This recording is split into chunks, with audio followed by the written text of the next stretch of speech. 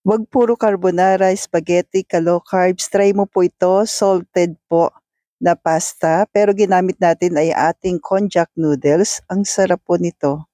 Tignan niyo po siya kung gaano siya ka-oily, gawa ng kanyang salted egg. Tapos meron po siyang chili garlic. Kung mahilig ka po sa spicy, pwedeng-pwede po ito sa'yo. At yung ating tomato po, pambalanse. Ang sarap po nito. Una ko 'to natikman sa ibang kainan. Kaya ito po, tinry na po natin. Ang sarap po nito. Try mo ka-low carbs, napakadali lamang pong gawin. At ang maganda pa po nito, alam mo yung ingredients, pasok pa rin sa atin. So ito po, konjac noodles po natin, pero this time fettuccine po ang ating ginamit po at salted egg. So yung ating noodles po or yung fettuccine, huhugasan lang po natin sa running water. Katulad din po ng noodles. Kasi marami po to iba't ibang klase po. So, zero sugar.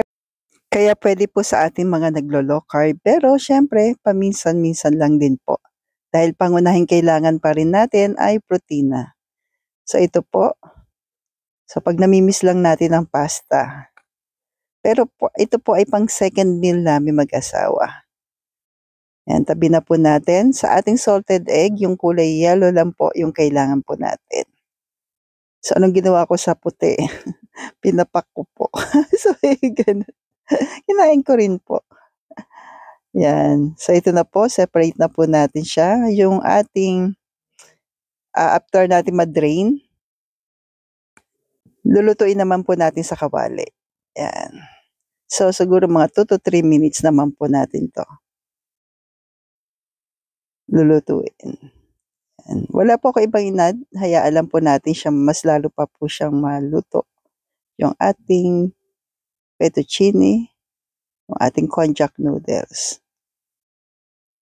Yan. So ito, tabi na po natin after ng mga 3 minutes. Yung mantika po ng aking adobong puti ng pork. Yan po yung ating gagamitin. Then, nag-add lang po ako ng butter. Tapos yung ating salted egg, ilagay na po natin. Mabilis lang to ka-low carbs. Yan po. And please don't forget to like and follow po para updated tayo sa ating mga low carb meal, low carb snack, low carb kaalaman natin everyday. Thank you po and God bless. And palambing na rin po, pa-share po. Then mag-a-add po tayo ng chili garlic. Sarili ko po yung gawa. Available na po ang recipe po niyan. At naka-stack lang po yan sa rep. So, kung mahilig po kayo sa spicy, lagyan po natin. Then, halu-haluin lang po natin. Mabilis lang po ito ka-low carbs. Then, i-add na po natin yung ating all-purpose cream. After po nito. Yan. So, sa 2 pack po ng konjac noodles, 1 pack po ng 250 ml po ng all-purpose cream yung gagamitin natin. Para mas masaucy po. Masos yung ating noodles. Yan. So pagkakulo, tikman na po natin. Pero dahil hindi po masyado maalat yung ating salted egg, nilagyan ko po ng konting asin. Yan po. At konting liquid na monk fruit po. Mga 2 drops po yon. Yan. So ayan na po.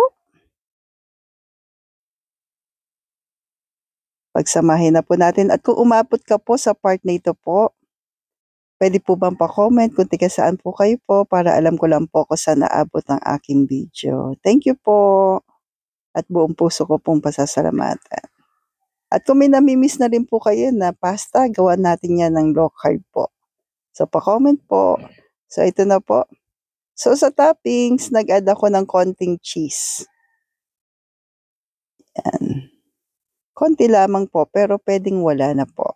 Pero yung tomato, yan, pwede po yan sa ibabaw, tomato cherry, yan. So, yan na po. At konting salted egg. So, stay healthy, stay local po, and God bless.